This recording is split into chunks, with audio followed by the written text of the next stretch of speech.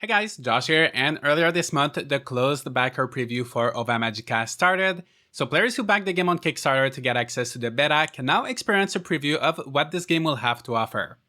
If you've never heard of Ova Magica before, this game mixes elements from farming sims like Story of Seasons and monster taming games like Pokemon, and I got to play through the first season and do what most of the current build has to offer, and in this video I would like to share with you my first impressions. This game should have a full release in 2023 for both PC and consoles, but just keep in mind that this is only a preview build, so many of the game's features are still missing. However, it should give us a good idea of what the game will be like.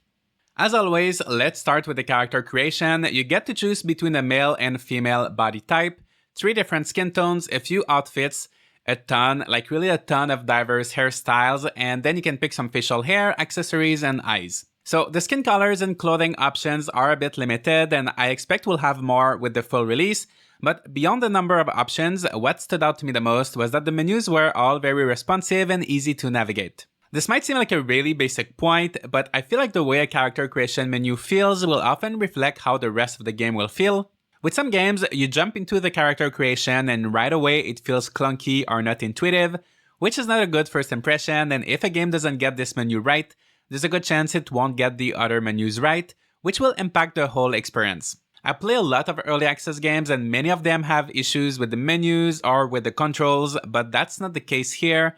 Everything is very smooth and intuitive. The developer recommends playing with a gamepad, but I played with mouse and keyboard and it was great. So once you created the character you like, you will arrive in Clover Town by train where a few villagers will greet you. The dialogues are light-hearted with some touches of humor, the characters have lovely portraits, but what I liked the most were the animations. Once again, it seems like a really basic thing, but during those dialogues, sometimes you'll see a character walking and their blob will be bouncing as they're following them. When someone talks, there's gonna be a bubble above their head, sometimes the characters will turn around or do some movements to add a bit more life to the cutscene, and it doesn't seem like a big deal, but those are all tiny details that show how the developer cares in making those cutscenes, which in turn makes the player care about the world of Ova Magica and its characters. And this game is just incredibly cute, not only the characters and their little animations, but the world and of course all of the different blobs, everything is just so cute and colorful. No matter where you look, the world is filled with details, there's no empty or boring area, and in the first season called Solis, which is the equivalent of spring, you can see little dandelions flying everywhere, which really adds a nice atmosphere to the game.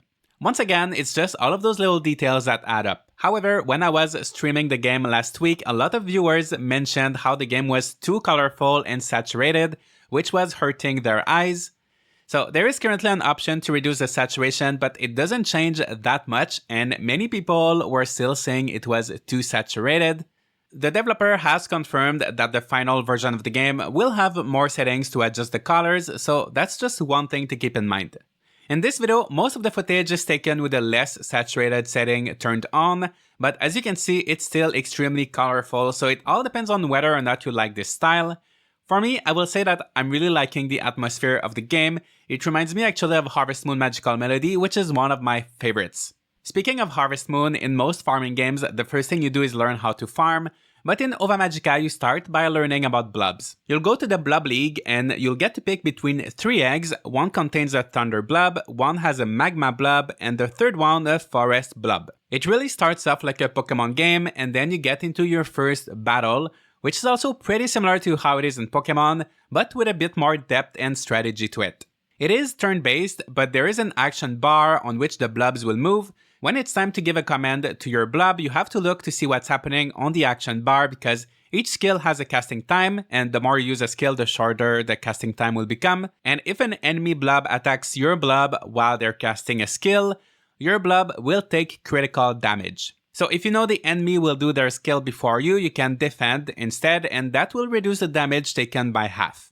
Each blob has different elemental attributes, and you can have up to 3 blobs fighting at the same time, so there's more strategy involved later on, but overall I find that it's a nice balance between the Pokemon battle system, which might be a bit too simple, and something too complicated would maybe diminish the relaxing or cozy aspect of the game, so it's just a really good balance. It's both approachable and interesting for now, but I am looking forward to seeing how it evolves and what the difficulty will be like later in game. One thing I like too is that you can battle pretty much anyone you see, and that can get you some rewards. For example, there's this girl who runs an ice cream shop, and the ice cream is a bit pricey at the beginning of the game, but if you win against her, she'll give you one for free. However, each time you beat her, her blob will level up, so you need to get stronger if you want to continue getting free ice cream. It's a nice incentive to challenge people to battles, and it also helps your blobs leveling up their skills. So far, I am enjoying the battle system. The only time it annoyed me was when I was fishing, and instead of getting a fish, it just randomly triggered a battle, which took me by surprise, and the blobs were way too strong for me, and that kind of ruined my cozy little fishing session. So I'm not sure how I feel about those impromptu battles, but otherwise, you'll only get in battles if you ask someone, if you go into the mines, and they're not implemented into the game yet, but there will also be some dungeons you can explore, and cups you can participate in at the Blob League. I got quite a few different blobs while I played. Some you can buy from shops, others you'll get during festivals, or there's also a wheel you can roll daily for free, where you can get fruits or a blob egg if you're lucky. You can have 3 blobs follow you at all times. I know some of them will have abilities to help you farm, like water or fertilizer crops. I don't know if that's in the game yet, but I didn't get to experience it. And other blobs will give you produce if they're in a barn and fed, like this blob cow gave me some milk. Each blob seems to have different requirements. For example, some blobs will like colder or warmer temperatures, so eventually that's something you'll have to think about and put an air conditioner in all of your blobs who like cold temperature in one barn if you want them to be happy and give you more produce. But to be honest, I was a bit confused with all of the needs that each blob had. I wish there was a bit more of a tutorial explaining in depth what each icon means and how it impacts the blob. Also, I wish there was an easy way to tell which blob can give you produce, so you know which you should keep in your barn or bring with you on the farm and in battles. I know you can also feed your blobs individually one by one, or you can put food in the feeding station, so I don't know if there's a difference on how you feed the blob and if there is a specific food you should put in the feeding station. So overall, I will say the whole blobs thing was a bit confusing compared to everything else in this game.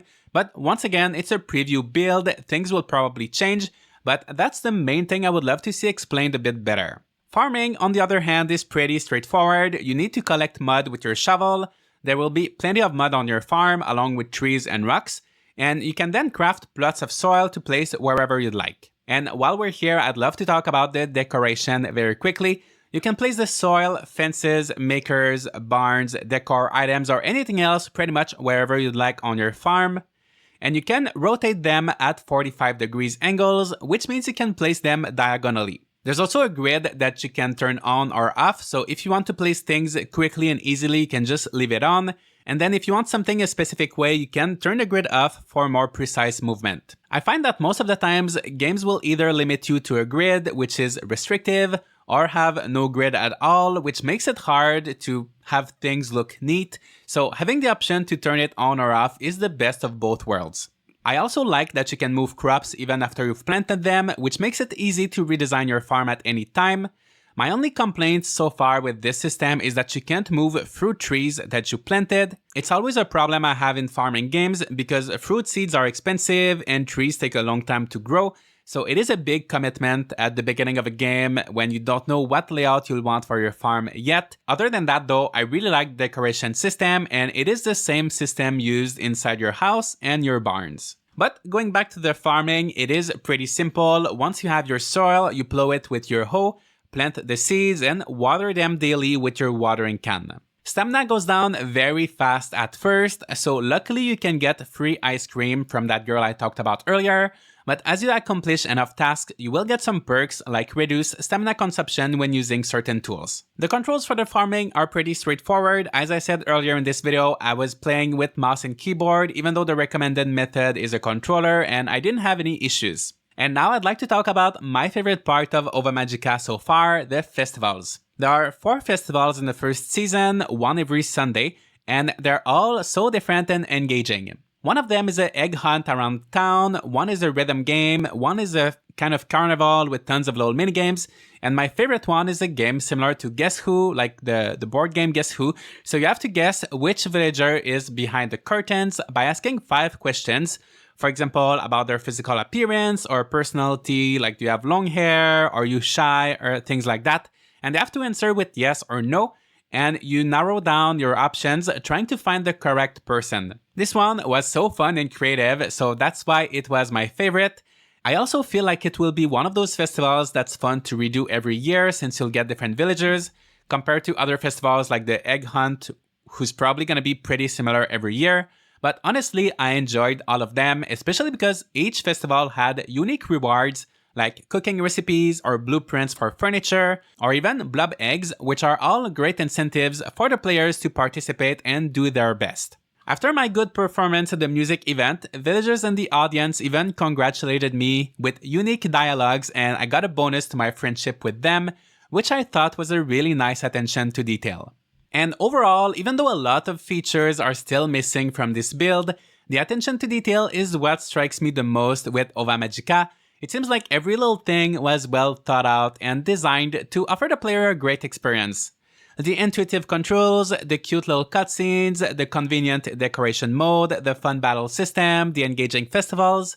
And I didn't even talk about the quality of life features like the magical storage allowing you to access your items from any chest around the world, and the fast travel spots that you will unlock as you discover new areas. Despite a few little flaws or things missing, obviously, since this game is still being developed, I am very happy with how this game is shaping up to be. I can't wait to play it more, and I see a lot of potential in it. In about 6 hours of playtime, it's also been doing pretty well in terms of performance with a very few minor technical issues. One time I got stuck between a character and some furniture and I had to reload my save file. Luckily the game autosaves every day, so that really was not a big deal. There was also no collision for the train station building, so I was able to walk right through it. But these are all things that will get sorted out easily by the developer. And that's pretty much it for my first impressions of Ova Magica. Have you had the chance to play it? Are you looking forward to the full release? Let me know all of your thoughts in the comments. Leave a like and subscribe if you'd like to see more Ova Magica content like this. And I'll see you all in the next video.